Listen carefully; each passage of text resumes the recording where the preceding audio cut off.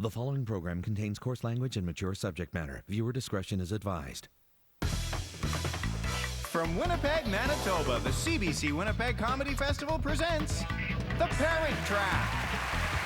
Starring David Pride, Kate Davis, Erica Sigurdsson, Kelly Taylor, Emma Hunter, and your host, Sean Cullen.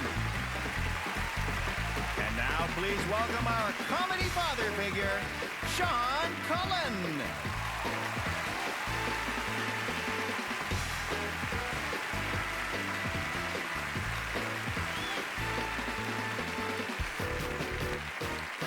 Hello, human people. Oh, Winnipeg, city of magic and wonder. Here we are together to celebrate the miracle that is parenthood. I am a father, but when did I know I was a father? When did that moment happen? For each of us, there is a different moment. For some, it's when they first see the tiny face of their newborn child. For some, it's when they hear that tiny child say, "Dada." And some know when they're being forced into a retirement home by children who want their things. But when did I know? Well, it was one magic day when my naked one-year-old son stopped in the middle of our carpet and got that special look on his face. A look that says, "This is happening now." I reached down. I cupped my hand and caught that little steamer right there in my palm. And I cradled it like a little baby bird. That's when I knew.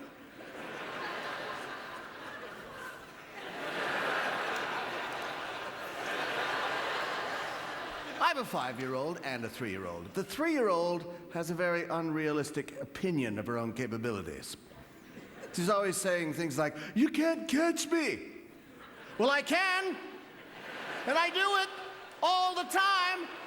But then she insists immediately, "Oh, no matter how many times you catch me, you can't catch me." I catch her all the time. What an idiot. I think I'm too easy on my children. You know that? I think I coddle my children. When I was growing up, my parents weren't so gentle. Granted, I was raised by mountain gorillas. I was lucky to survive it all. Do you have any idea how tough it is to be the only bald ape in the family? The other kids picked on me. Yeah. And when I say picked on me, I mean they pounded me with their enormous, meaty fists till I was unconscious. I tried to put it behind me. Try to be an ideal parent. I just want my children to have what I never had. I want them to have a better life. I want them to make all of their dreams come true. I want them to strive and try so hard, reach higher than I ever could, to reach the pinnacle of success. I want them to do that so I can say, "Am I supposed to be impressed?" So what?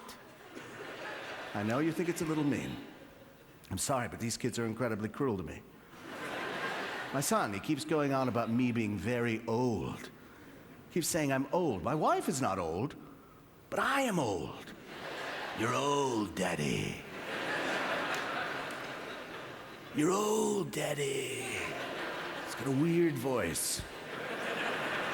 "You're old." The other day, it was in the morning, I picked him up out of bed to carry him down to the breakfast table, and he says to me, "Daddy, Daddy, what's that smell?" I say, "Smell? I don't smell it." "Oh, wait a minute. I haven't brushed my teeth. Maybe it's probably my breath." And he says, "Yes, Daddy. It's your old breath." What a little jerk. It's hurtful. So I dropped him down the stairs.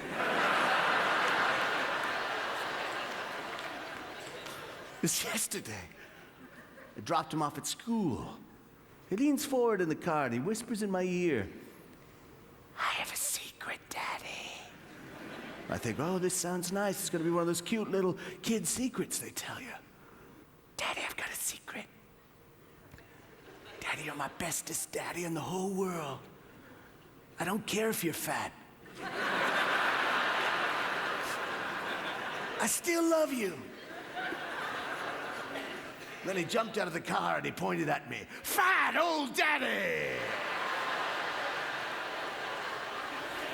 Anyway, enough about me. We have some of the most hilarious people we could find in the surrounding area to discuss what parenting means. Birth, babies, pterodactyls. Here to talk about two of these things is David Pride.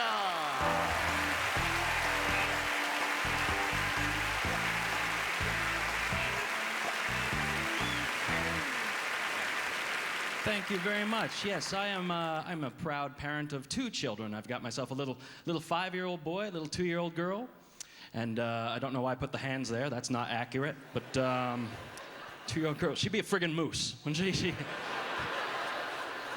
Yeah, I was in the delivery room both times. I got to witness both births. It was magical. So remember that first time with my son? I know it's a cliche, but I knew right from the start that I want my son to have the things that I never had. Like a foreskin. Yeah, we just left that alone. We did, yeah. Well, a lot of my friends were like, "No, David, really, you should get rid of that. It's more hygienic." But I didn't buy it, right? Because I was circumcised. Whenever I touched it, it still felt dirty. So, yeah. No, it's beautiful. I still remember the day he was born. It was a vaginal delivery, if you're wondering. You're welcome. No, I mentioned that because I couldn't believe how many people asked that specific question the days following the birth. Not everyone did, but mostly like middle-aged to old ladies. That's something they wanted to know. You're asking like, "So the delivery went well? It was vaginal? It was a vaginal delivery?" They just dropped the vajayjay bomb right out of nowhere. You don't hear that in other conversations, right? You don't see some guy walking into the bar like, "Hey, I got lucky last night." "Really? Was it vaginal?" Good for you. Wow. Whereas in there, I had to cut the umbilical cord, and when I say I had to, like I didn't have a choice. It was weird. It was like the doctor just threw the scissors at me, like, "Cut the cord!" Like I was defusing a bomb or something. It's like, do I cut the red one or the blue one? I don't know. Don't want to get that wrong. But no, it's just weird that I had to do that, because it just seemed weird after this long, arduous procedure of childbirth. It seemed like a strange time to just sort of hand it off to a rookie. Like that. You know, it's like the doctor saying, "Oh yeah, I can do C-sections, episiotomies, but cutting this one little cord, no, better leave that to the guy crapping his pants in the corner. Get in here, come on." Yeah, we need your steady hand. There you go. Just, and watch the foreskin. There you are. Okay,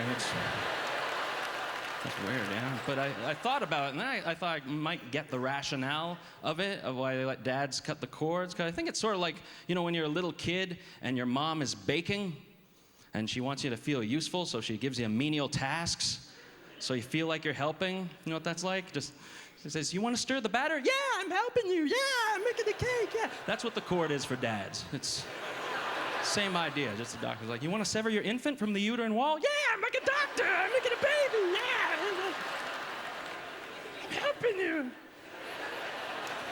That's our role. That's our role in the bakery of life. That's cutting the cord is like licking the spoon. It's, yeah, that sounded way grosser than it was supposed to. That was, the first time we didn't know the gender. We decided to have a surprise, which in hindsight was really silly, because it's not much of a surprise. Like, "It's a boy. Wow, what are the odds? 50-50. Oh yeah, okay. 3 years later, we have this little beautiful girl, and it was weird because she was born 2 days before my son's birthday, which is an awkward proximity of the birthdays, because if they're born roughly the same time of year, that implies they were conceived roughly the same time of year. Let's face it, that just makes the parents look lame. Just makes it look like we're just sitting around just like, "Oh, that time of year again, honey, let's go. Come on, push the beds together, let's do this." We had to bring, both times, I had to bring the newborn child to the grandparents in Australia. So we had to fly the baby to Australia. Yeah, you want to experience instant unpopularity? Walk onto a crowded flight with a baby. It's hard because everyone's already tired before you've even taken off, and then they see you like, oh, come on, what, are you kidding me? Why couldn't it be a bomb? In both cases, though, it was remarkable because both times our newborn child was really good on the flight because we knew the secret, right? The reason why babies cry on planes is because the change in air pressure hurts their ears. So the secret is to regulate the air pressure, you have to keep them drinking. Not booze, but it's none of that, not till they're 7. But no, like breastfeeding, and so that's what we did. Just I remember the first time I did that, my son he was suckling on the takeoff and suckling in the air and suckling when we landed. My son is closer to the Mile High Club than I will ever be. Of course, you get the big milestones, right? Like first steps, first words. Right around 1 year old is when they start walking. I remember my son was really cute because just he started walking. He had this weird little sort of goose steppy thing. Like it just he had his hand up there, and it I assume it was up there for balance, but it could have been fascism related. I don't know. And my son, the first word he really glommed onto was cat. He would just call everything a cat. He'd see a dog, he'd be like, cat. See a squirrel, cat. See a brain scan using computerized axial tomography, cat. Yeah, that one's not for everyone. Yeah. Right around the same time, though, like 1 year old, my son developed this weird habit, though, of headbutting people. It was weird, like he'd meet someone and just go at them, which was really dangerous because he was very large for his age. And what you learn, the problem with having a very large 1 year old is they get mistaken for a really slow 3 year old. So yeah, the grown-ups would just assume he could function better than he could. They'd be coming up to him like, hey, little toddler, what's your name? He'd be like, cat.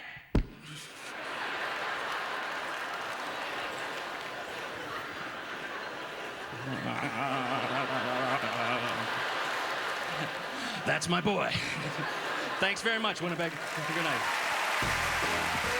Still to come, oh mama, it's Kate Davis when the CBC Winnipeg Comedy Festival returns. Advised.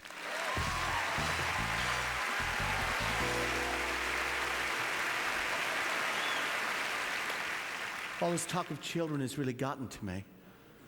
Done a lot of charity work in my time. I've worked for the Divided Way. As national ambassador for Feed the Homeless to the Hungry. I canvassed for the seniors pit fighting tour. I also worked for Fight the Children, a group of cantankerous adults who thwart the will of children all over the world. We're not popular, but we're dedicated. But this night has changed me. During that last bit of David's, I adopted this child. Little Stalin here. See, that's one of the perks of adopting children, and you get to change their names. Little Stalin here just needs someone to give her a loving home. I'm stepping up to bat for little Stalin, and I challenge you to do the same.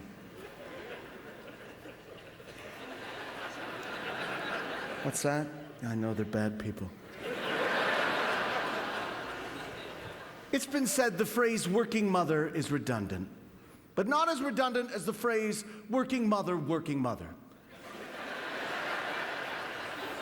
Please welcome Kate Davis!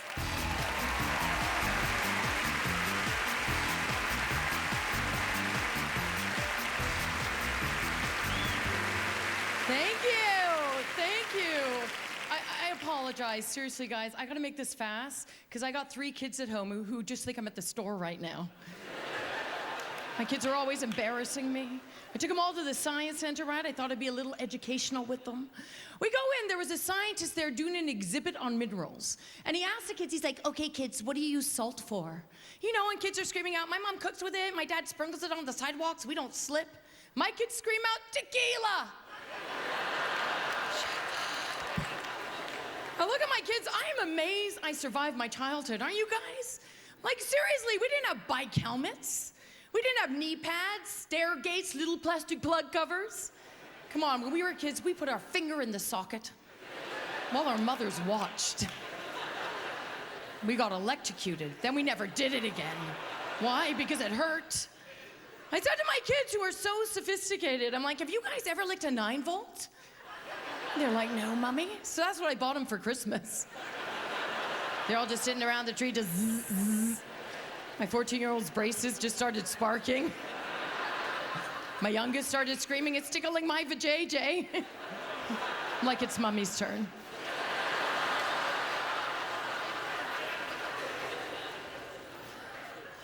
My youngest, her name is Maddie. And the only way to describe her is she has Coke bottle glasses, crazy blonde hair, and a wandering eye. Does it get any cuter? I have a cross-eyed 7-year-old who is missing teeth. I'm living with a friggin' hillbilly. She's always getting me into trouble. At her school, she had to sign in reason for being late. Takes her an hour to write her name. I look over, all she's written in is, my dad couldn't find his keys again. Mom said they were up his arse. I'm like, you can't write that. You spelled keys wrong, come on. I don't know what I'm doing as a parent anymore. Can I just say for the record, kids do not look like their parents anymore. They just don't. Maddie had a slumber party, right? All the parents arrive in the morning to pick up their kids. There is this man at my door, blonde hair, blue-eyed white guy. He's like, I'm here to pick up Lily. Lily is Japanese.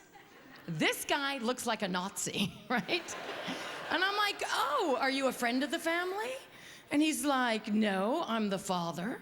And I'm like, oh, so Lily's adopted. He's like, no, I'm the biological father. And I'm like, oh, so I'm a racist. Oh my God, I have a teenage daughter. I had to have the talk with her. Everyone's like, you gotta have the talk. You gotta have the sex talk, which is really awkward, because I just finished having that same talk with my husband. And they tell you to tell them everything and anything, because all the STDs, you gotta tell them everything, right? You gotta be totally honest and open. So I told her everything. I showed her everything, and she was just horrified. Yeah, traumatized. And then she asked me a question that no mom will ever wanna hear. Because then she's like, oh my God. Oh my God. Do you do that to Daddy? I didn't know what to say, so I was just totally honest. I'm like, only when I crash the car.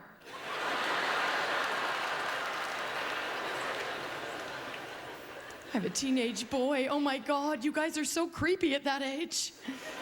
I will give it to you, though. I had no idea what happened to you during puberty. Like, I did not grow up with a brother, right? So he's my first teenage boy I have to deal with, and I feel so bad for him. Like, his voice is changing. He's like, whoa, right? His feet are too big for his body, but he's still short, and he's got that creepy dirt porno mustache going on. I feel like I'm living with the Hobbit. I have to say, okay, weirdest parenting moment ever is picking up your kid wasted for the first time. Isn't that an awful parenting moment? Like, seriously, because you have this new, beautiful newborn, right? And when they're just so precious and you love them so much. Like, when you guys were all newborns, your moms loved you so much. And then they're little kids and they're like, I love you, Mommy. And then I pick him up, he's on some stranger's front lawn like this. Yeah. I jump out of my car, I'm like, oh my God, you're wasted.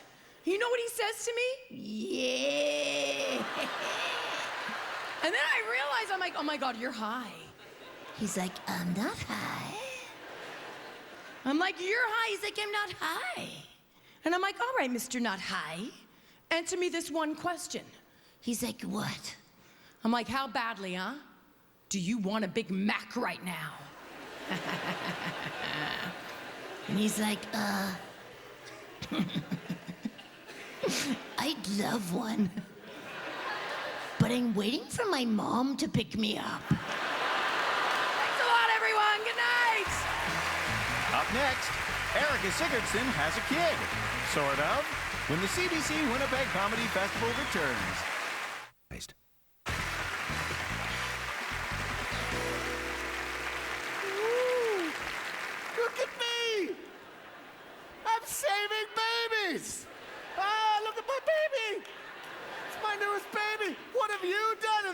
time? Are you sitting there in your comfy seat thinking of nobody but yourselves? I've been out scouring the street looking for discarded babies. This little tyke was lying on Main Street, sucking on a pierogi.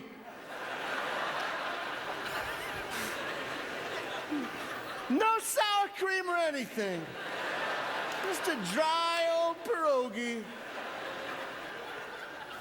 I've named him Kim Jong-il.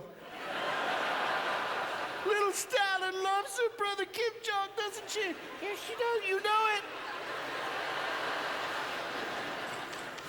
This next performer is not a mother.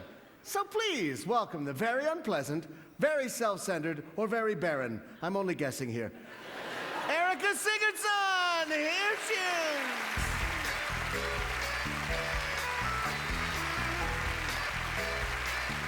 Thank you. That was a lovely. I don't think he needed to say I don't have kids. I think that's pretty obvious. Not a lot of new moms buy coral pants. You guys are all excited. You have kids. You're up late. This is night out. Woohoo! Way to live it up. Yeah. I get it changes your life. I have friends that have kids, and they're all googly-eyed about it. They're like, oh my gosh, it's the best thing. I was put on earth to be a mom. And I'm always like, haha. And then I'm like, oh, you're serious. Okay. Awesome. And they're trying, like, I'm happy for them. I'm glad you're using your vagina for good. Awesome. But stop trying to pull me over. Like, they're like, it's the best thing you could ever do, Erica. It's the best thing you could ever do. I'm like, if it's so awesome, why is your Facebook status update that you got to have a bath tonight? Why is that a big deal now? And they're like, oh, but the sound of a child laughing is the best sound on earth. Yeah, it's a cute sound. But the best sound? Have you heard the sound a cork makes when it pops out of a red wine bottle? Oh, mommy like. I love that sound. I shouldn't lie to you guys. I don't have 0 children. That's not 100% true. About 2 years ago, I was trying to decide if I wanted to have a baby, so I got a starter kid. Yeah, I adopted a sponsor child off TV. You guys know those little fridge kids? I got me one. If you're a woman in your 30s and you like to drink red wine alone, you'll order a kid. 100% guaranteed. You ever open red wine by yourself at home? Oh, doesn't it feel, don't judge me. Look at her. You feel so sassy. You're all by yourself. You're like, ooh, I think I'm gonna open some wine. Pour that first glass. You feel like a grown-up. You're walking around feeling like Sarah Jessica Parker in Sex and the City. Look at me, drinking wine by myself. Second glass, you're like, ooh, slippery slope. Then that third glass, you just start to lose it. What am I doing with my life? And that's where I was, and then the commercial came on, and the little kids' faces were on the screen, and Sarah McLachlan was singing. And I was at that red wine girl drunk where I could use a phone and still get my credit card out. It's a fine line, guys, it's a fine line. And I called, and I ordered a kid. And I knew that I was changing a life. And I wanted to share it with the world, so I took it to Facebook. And I said, today I made a... I totally passed out and forgot that I had adopted a child. 0 recollection of doing this. So I go on about my life, and 3 weeks later, an envelope arrives in the mail. And I still don't piece it together because the return address said Compassion Canada. And I was like, that doesn't sound like me. And then I opened it and they had sent me a picture. Yeah, you know, the first time you look into your kid's face. And you're like, what have I done? Oh my God. But I'm a mom now, guys. I'm a mom, and I know what you're going through. And also that money, like I know, right? It's expensive to be a mom. It's $41 a month. So pricey, so pricey. And that $41 comes out of my personal account. It's not the joint account with my husband, so I'm a single mom. It's hard, it's hard. But it changes your life when you become a mother, doesn't it? Like, you're constantly thinking about your kid. I wonder if they're okay. Sorry, I thought I was ready to talk about this. Last month, he fell off the fridge.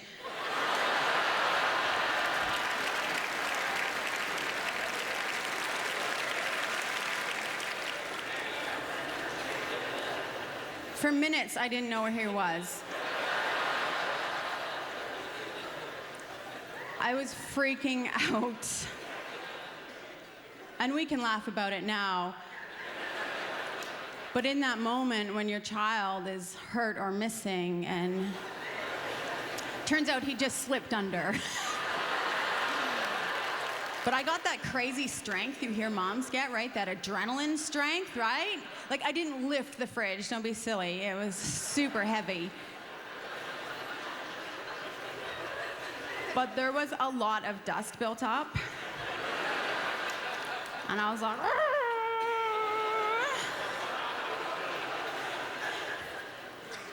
And I picked him up and I brushed him off, as you do when your kids fall. And he's okay, but he's got a little mark on his face now. And I know that's my fault. I think it's cheese.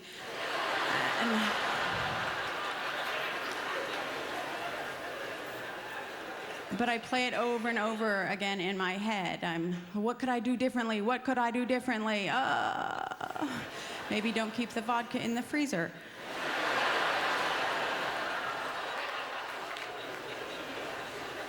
Because, like, I'm actually thinking about getting my little guy a frame and moving him off the fridge and putting him in the living room, right? Something nice. Because if you think about it, it's pretty insulting to adopt a starving child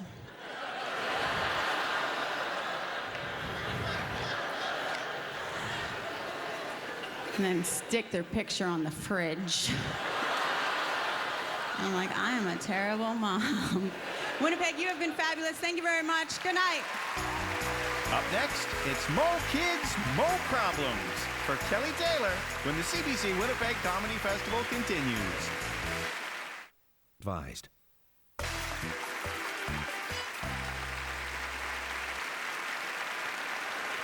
See, I'm saving 2 babies at a time now. My baby saving is really picking up steam. 1 baby isn't enough for me anymore. I have to save 2 just to get that baby-saving buzz. I found this one sitting in a blender at the smoothie shop at Portage Place. Just sitting there, no one looking at him. And this one I discovered sleeping in a pita pocket at Moxie's Bar and Grill. He's so sad. This next gentleman is a father of 3 children. So, 1 of each. Lucky him.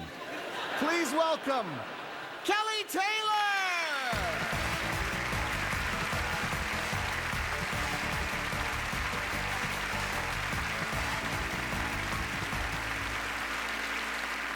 Yes, 3 children. I have 3, and my wife wants a 4th child, and I do not want a 4th child whatsoever. And she's like, oh, what's the difference between 3 and 4? 1. That was the easiest math question ever. I do not want a 4th child. Why would I? I've got 3 right now, and legitimately, I only like 1 of them. So what are the odds of me liking this 4th? Not good. And people will ask you that, too, if you've got multiple children. Like, do you have a favorite? What? Not only do I have a favorite, I've got them ranked from 1 through 3. And you don't have to whisper, because I tell them what place they're in. Obviously, in last place is my newest one. I barely know him. And he's the one boy that doesn't look like me. Right there, you lose points.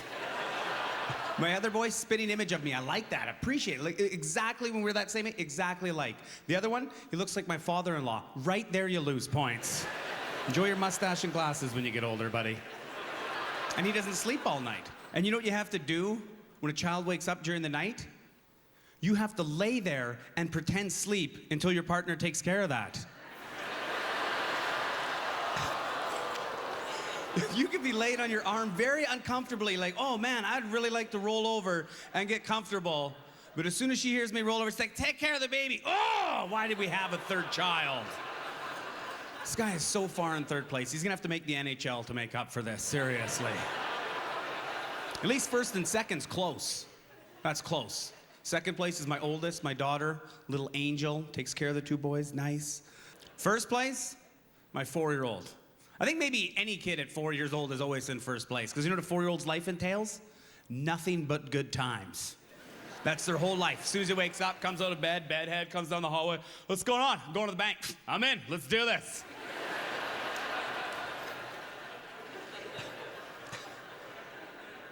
I gave him a piece of gum on the way to the bank. This is what he said, best day ever.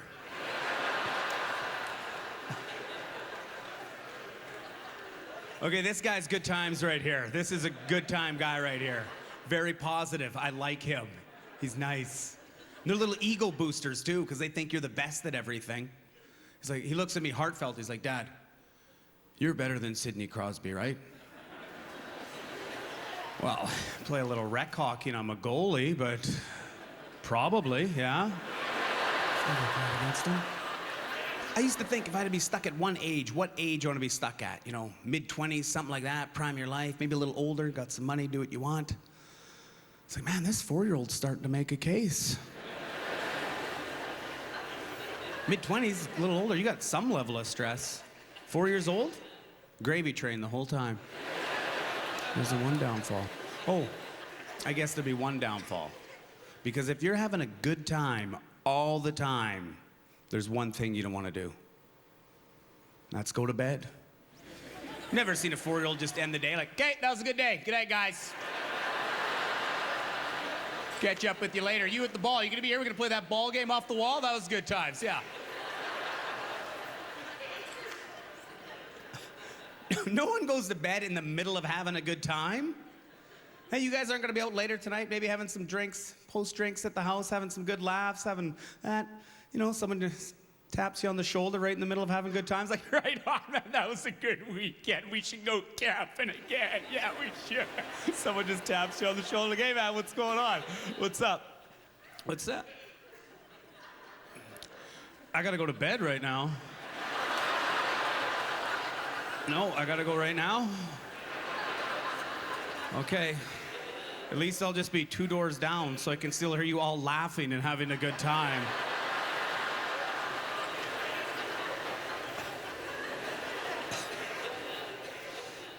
But my wife won. We're having a 4th child now.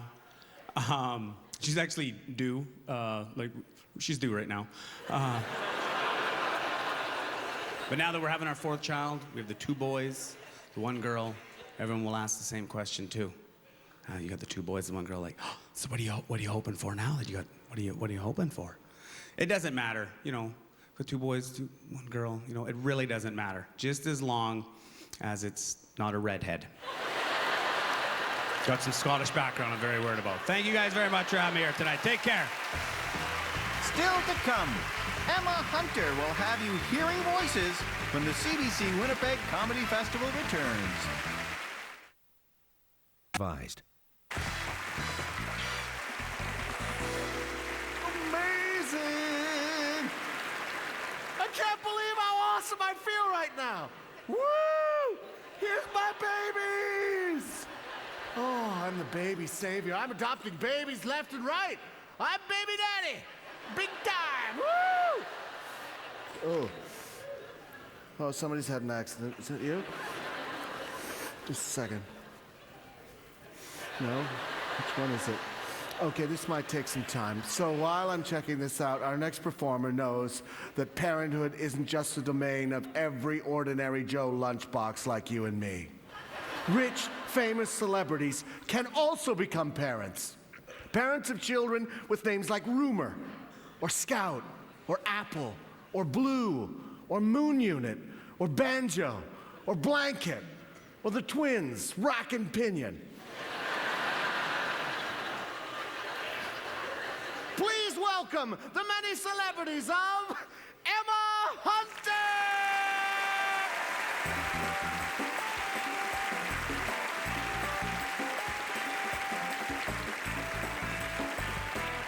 Never mind, I'll find somebody who. That's what I'm freaking Adele! I'm on top of the world. I can do no wrong. It's fantastic. You know what I'm saying? You know what I mean? I could do whatever it is that I bloody like, and everybody's just gonna love me anyway. Do you know what I mean? It's fantastic. No, really, it is wonderful. I am as big as it bloody gets. Do you know what I mean? No, but I'll tell you something. I'll tell you what pisses me right off, right? People say to me, Adele. I say, yeah. They say, you just had a little baby, little darling. I say, yeah. They say, well, why don't you write a tune about your struggle with your post-baby weight? Yeah, mummies and yayas. And I say to them, look, you. I say, I don't know if you noticed, but I'm bloody Adele.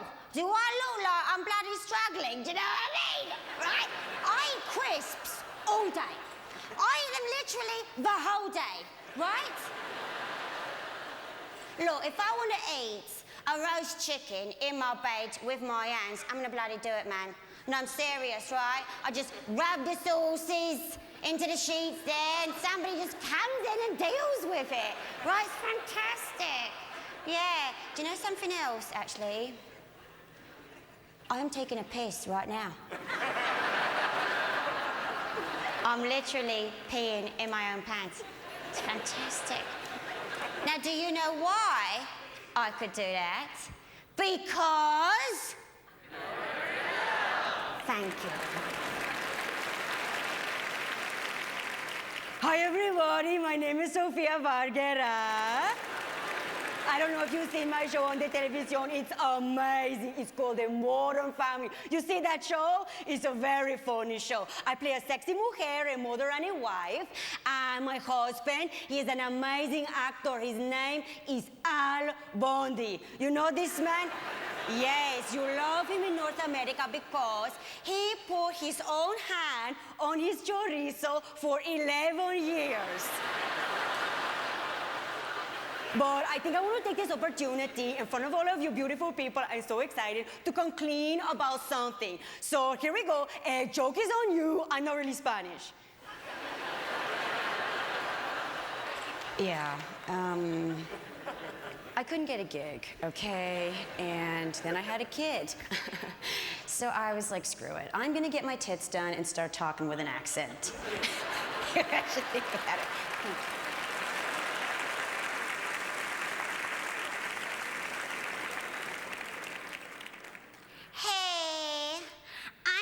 Kardashian. And I'm amazing and sexy. That is so rare. I knew that I had met the love of my life, Kanye, because his name begins with K. My first name begins with K, and my last name begins with K. That's amazing and sexy. Our little family will be the KKKs.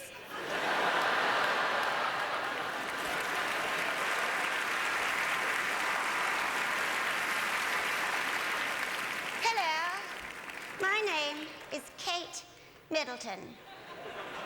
And today, I have been asked, well, physically forced, to speak publicly. So yay, I'm excited. When I first told William that I had a human baby growing in my guts, he was elated. Ploppy, I said, yes, darling.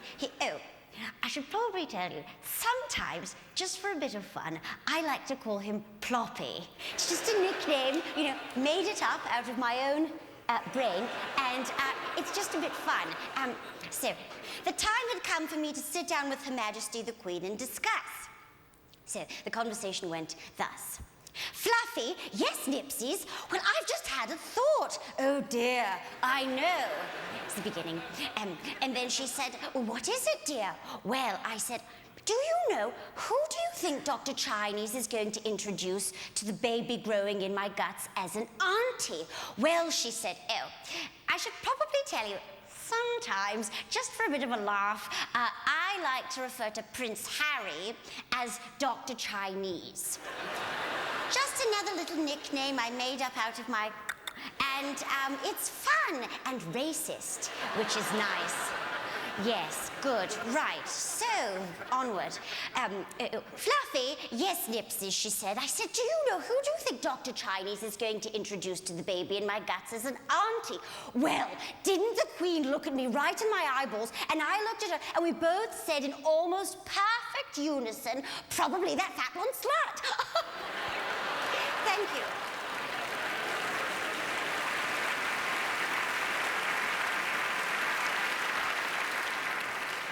I'm a Lana, I'm 6, and I'm on toddlers and tiaras. Honey boo boo, you better recognize. You think my show is bad? Canada, I see in your shows. I see me some Caillou.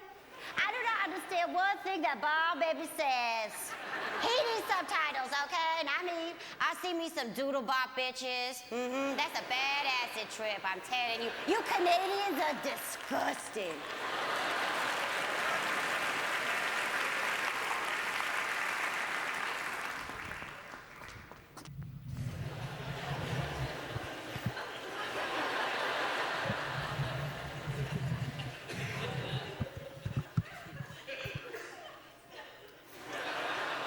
Lindsay Lohan.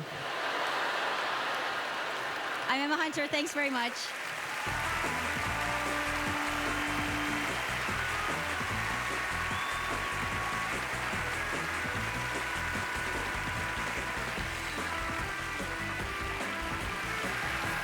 Okay. So a lot of the babies I adopted turned out to have parents. I'm now up on 8 counts of kidnapping, and I will be canceling some of the shows on my upcoming tour. It's amazing how fast the justice system worked in my case. I was arrested, convicted, and sentenced during Emma Hunter's act. As part of my sentencing, I have to finish this show. I hope you've all had a good time with us.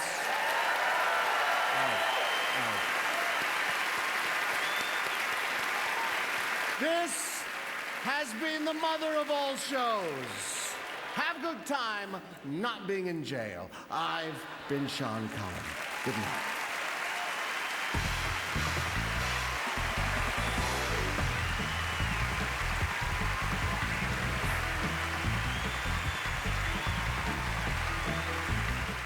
CBC.